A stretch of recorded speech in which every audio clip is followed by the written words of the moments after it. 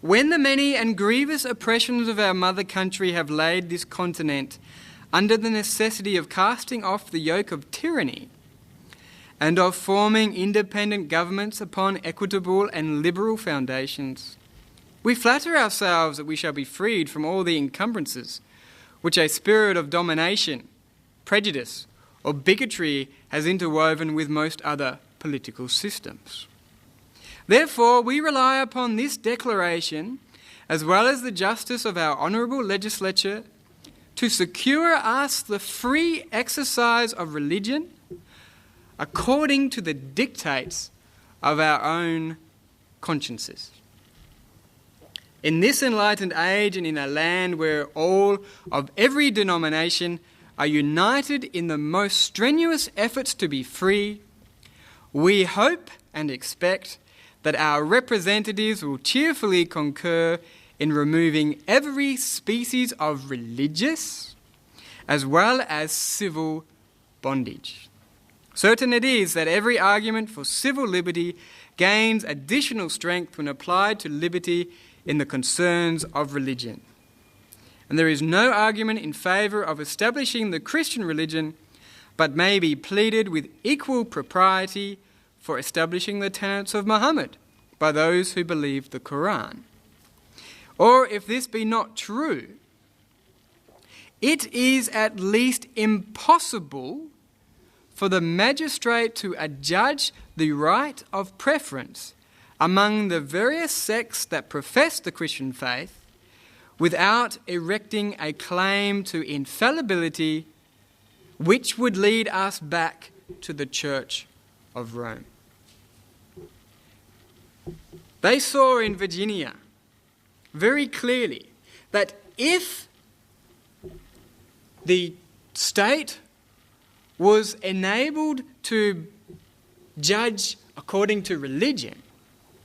the consequences would be that it would judge the right of preference amongst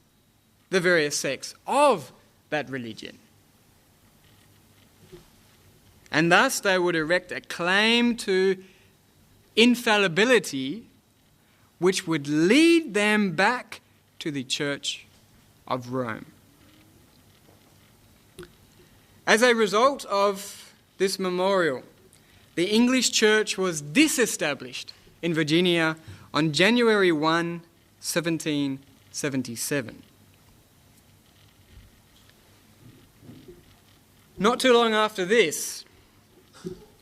there was a push from other certain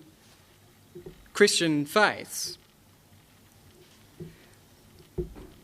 to replace that Church of England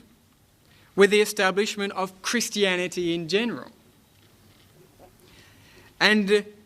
therefore, under the cover of a bill introduced into the General Assembly, they sought to establish by a general tax the support of teachers of the Christian religion. Again, the Presbyterians, the Quakers, and the Baptists united against this push to bring religion back into the state. And quoting much of their former memorial, they stated this also: "We would also humbly represent that the only proper objects of civil government are the happiness and protection of man in the present state of existence, and security of the life, liberty and property of the citizens, and to restrain the vicious and to encourage the virtuous by wholesome laws equally extending to every individual. But that the duty which we owe to our Creator and the manner of discharging it can only be directed by reason and conviction, and is nowhere cognizable but at the tribunal of the universal judge.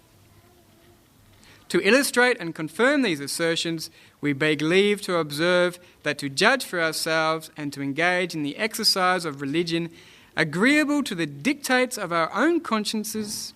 is an unalienable right which, upon the principles on which the gospel was first propagated and the Reformation from Popery carried on can never be transferred to another. Here is a very concise declaration of the independence of man to discharge and live according to his own religious convictions. Thomas Jefferson and James Madison took up the cause. And in 1779,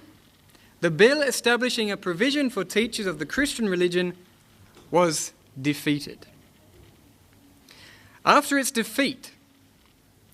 Jefferson then proposed an act for establishing religious freedom in Virginia.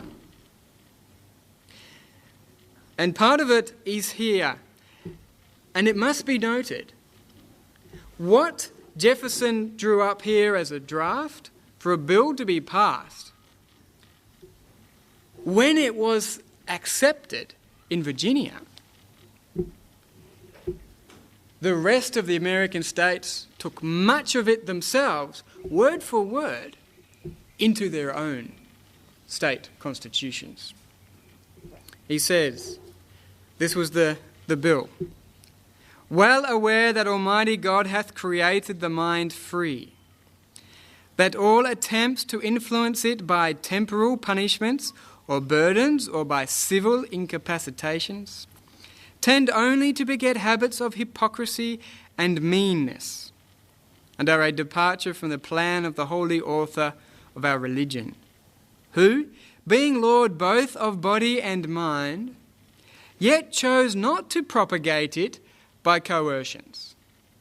on either as was in his almighty power to do,